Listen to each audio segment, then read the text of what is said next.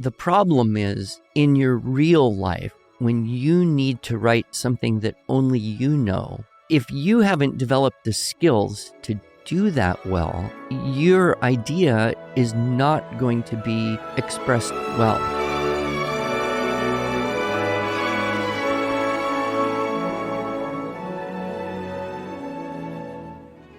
Hello, and welcome to the Arts of Language podcast with Andrew Pudewa, founder of the Institute for Excellence in Writing, or as many like to say, IEW. My name is Julie Walker, and I'm honored to serve Andrew and IEW as the Chief Marketing Officer. Our goal is to equip teachers and teaching parents with methods and materials which will aid them in training their students to become confident and competent communicators and thinkers.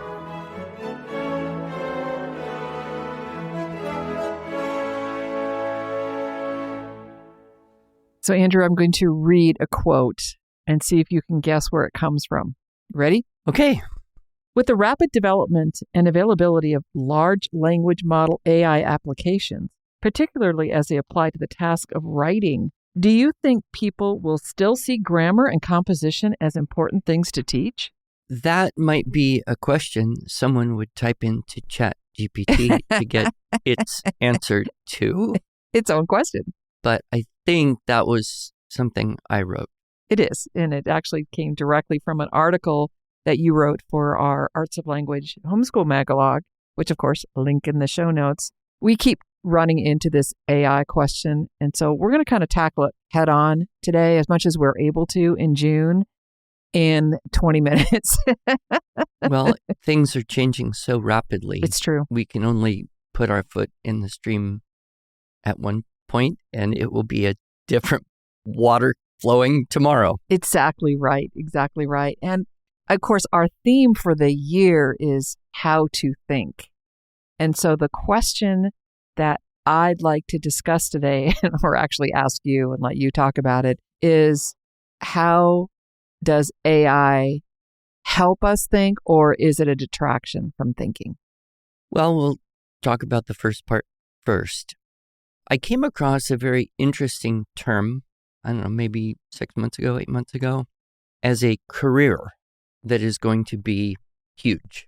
Actually, already is, but it's going to be like a whole category of people who are called prompt engineers. Prompt meaning fast. No. Meaning you can ask good questions or you can tell AI what to do in a very precise way to get a very good result.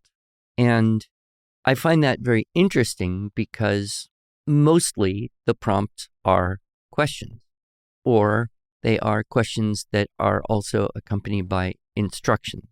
So please do this for me.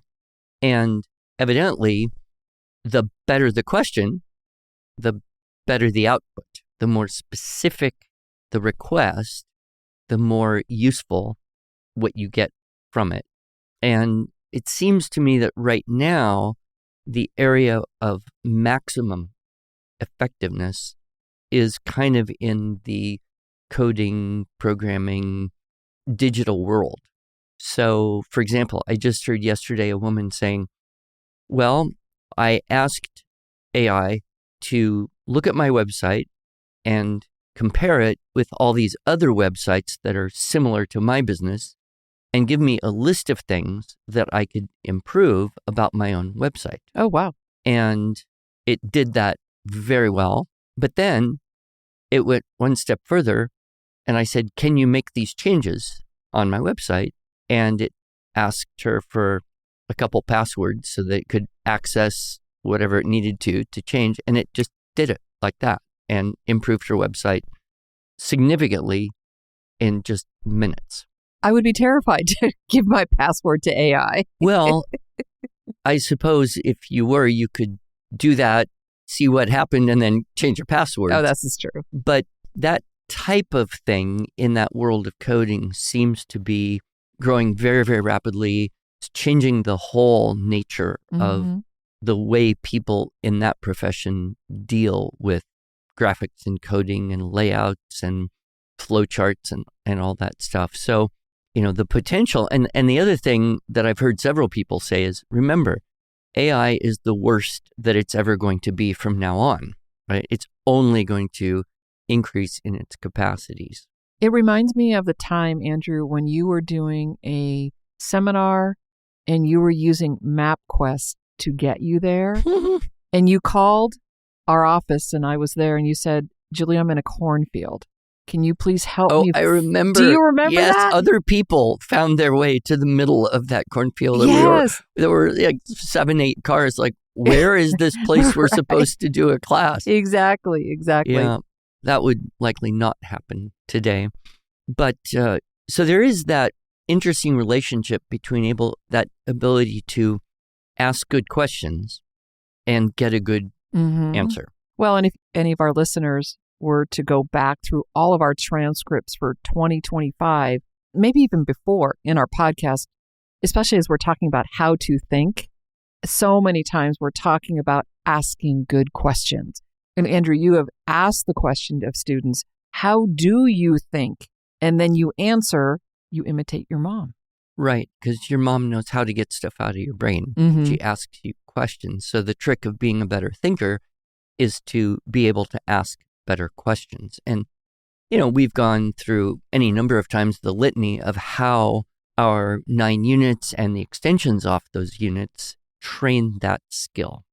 So we are training students to become prompt writers. Well, I don't know that we would claim that because it is kind of a specific area, but it will be a rapidly growing area.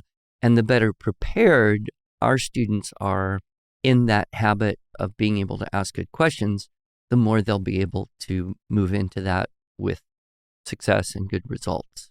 On the other side, the whole world of the large language models and text-based content. Here, I think we're seeing a lot of problems. The most obvious one that I bump into and have bumped into many times over the last few months is it just giving you wrong information.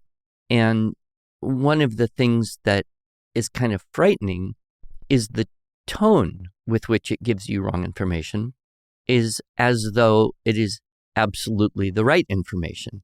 It doesn't say, I'm not sure about, but I think, because I don't know that it really does think, No. But it will make a statement and then, you check that. For example, just yesterday, it made a statement as a result of some information I was trying to collect that Henry Wadsworth Longfellow was a Catholic writer.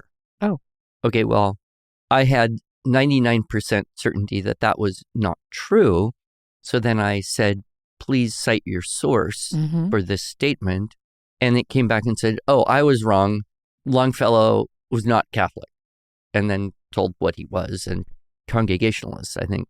But why is it doing that? And what's the problem if you don't have enough general knowledge to filter what it's giving you?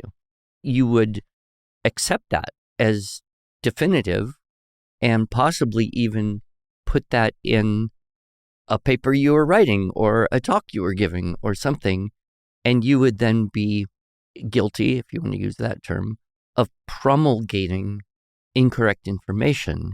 I think for old people like me who grew up without the internet, we appreciate greatly the general knowledge that we carry around in our head because it allows us to at least question the veracity of information that we would get online. And in the old way, when you would do a search for something and you'd get, result on a search engine, you could look at the different sites of where that information is coming from. And I used to teach a whole class on how to evaluate sources and what types of domain names are likely to have better credibility than other types of domain. But see, even that process is now being bypassed. And unless you have the habit of asking it to give its sources on things, a younger person could be completely duped into just assuming everything it says is correct. So that's one big concern that I have, is that kids are going to start putting, quote, facts into the things that they produce and then discovering that they were not correct facts when someone who does have the general knowledge will come back at it.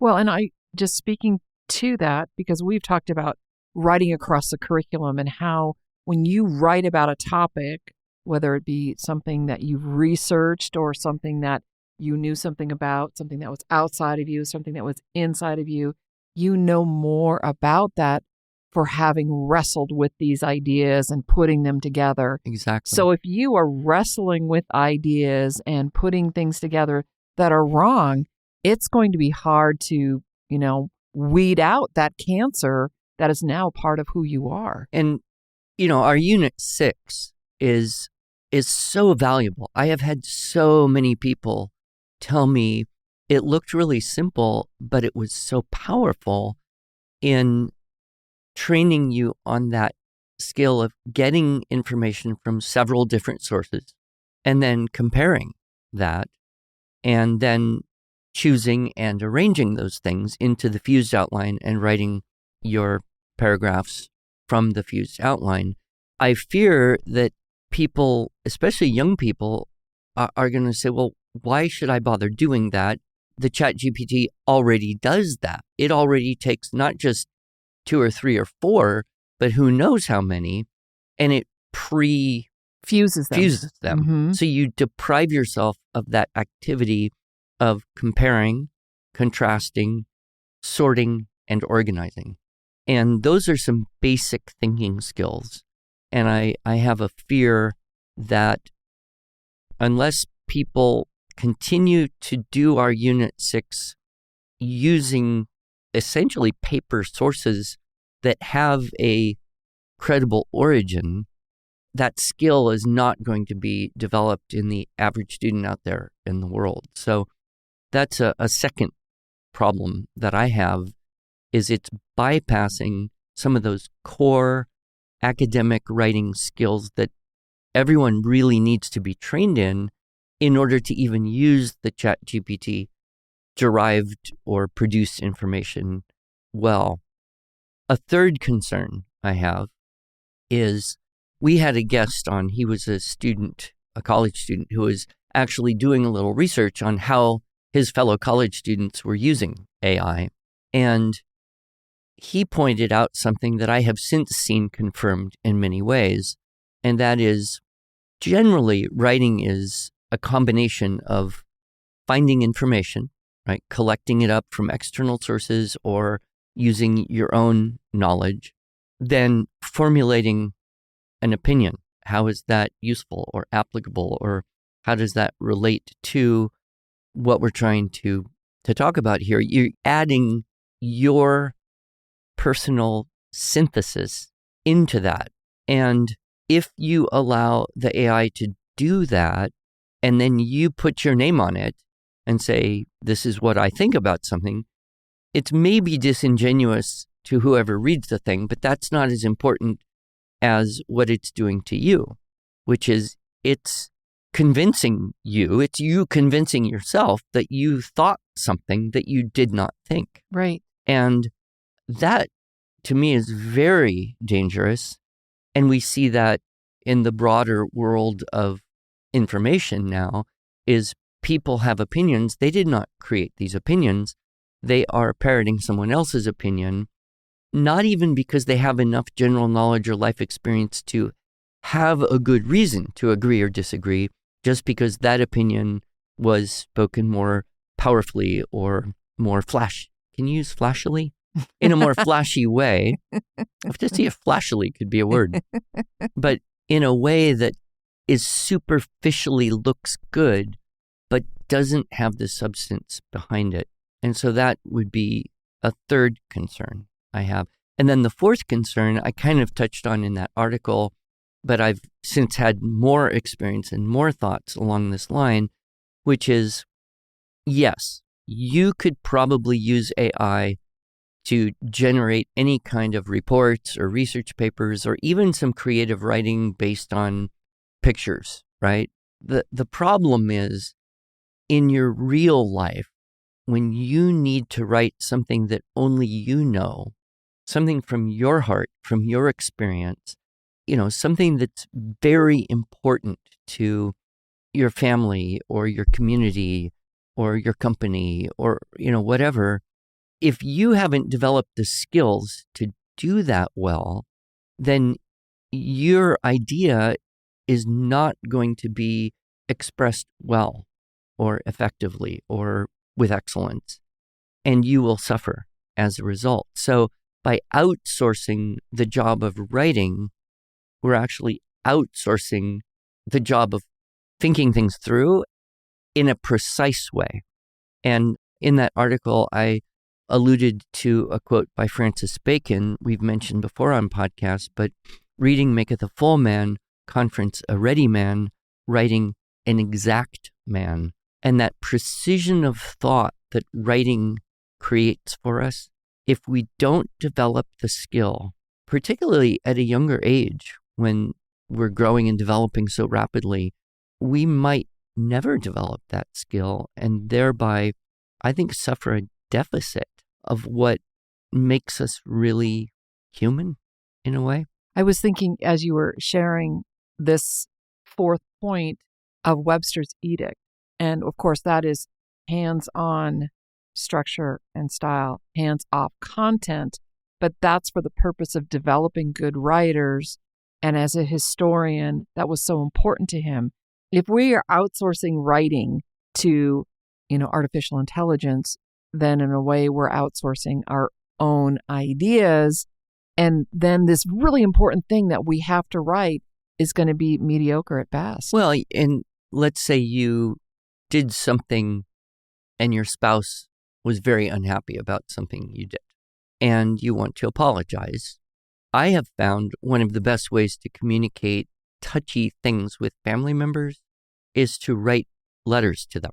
And I've written letters to my kids and encouraged them to write back. And there's an objectivity, there's a kind of not having to have the emotional impact of a conversation where people just react immediately. Okay, I'll let that sit a little bit. But, if you say, please write a apology letter to my wife for this thing that's not your heart. Mm-mm. And it's not going to be your heart.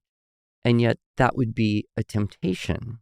I fear that this AI thing is almost going to be like a Ring of Power deal where, you could do a lot more perhaps, but there's that dark side of it's not really you. So that would be my third concern, is that we will see a decreased emphasis on the teaching of the skill of precise thinking that really only occurs with writing. I came across a lovely quote. It was a short one. It says, "The pen is the tongue of the mind." And that was Miguel Cervantes of Don Quixote fame, of course. Got it, right. But you think about that, when we talk, it's hard to think well about what we're going to say because we don't deal with pauses very well, right? Yes. So if we're having a conversation and you just don't say anything for 20 seconds, it's powerfully awkward. And I actually respect people who will do this. I've noticed Jordan Peterson in conversation. He will have a long, what we would call in public speaking, the dreaded pregnant pause, and then he'll say something, and you realize he was trying to think through what he was going to say, but boy, that was a long silence. In writing, we have all the time we need, and we can think the thought, write it, read it, contemplate, is that actually what I'm trying to say here to this person for this reason? And very often we would say, no, I need a better word. I need to rephrase that, or I need to actually not say that, but come up with something better. And that skill of being able to think before you commit to the idea is something we really only do when we are writing. Or if we are good writers, then that will carry over into the habit of thinking better before we speak. But a lot of people just talk so they find out what they're thinking. Well, guilty as charged in many cases. I want to just wrap this up with your concluding paragraph, if I may. Sure. It says, I hope it's well written. I'm sure. I do know, Andrew, that you contemplated, as you like to say, you steeped on this article for a while. Yeah, past my deadline, You were sure. past your deadline. We at IEW will continue creating and printing paper materials to help you teach your students not just spelling, grammar, and the mechanics of writing, but also the process of learning how to collect, organize, and articulate thoughts with skill and confidence. In the future, there may be two groups of people: those who rely on technology to simulate thinking, and those who have cultivated and preserved the greater wisdom that comes with exactness in thinking through writing. Well, that is our plan, isn't it? That is our will plan. Keep selling paper and hope that the parents and teachers out there who are nose to nose with their 10-year-old, 14-year-olds will not fall into the trap of, here, just go use technology, do it the easy way, spit it out. But no, let's wrestle a little bit, because it's the wrestling that builds the mental muscle. Amen. Okay. Thank you, Andrew. Thank you, Julie.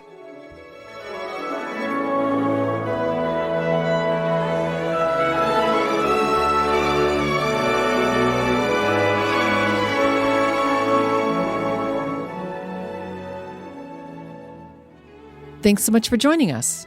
If you enjoyed this episode and want to hear more, please subscribe to our podcast in iTunes, Stitcher, or Spotify, or just visit us each week at iew.com/podcasts. Here you can also find show notes and relevant links from today's broadcast. One last thing, would you mind going to iTunes to rate and review our podcast? This really helps other smart, caring listeners like you find us. Thanks so much.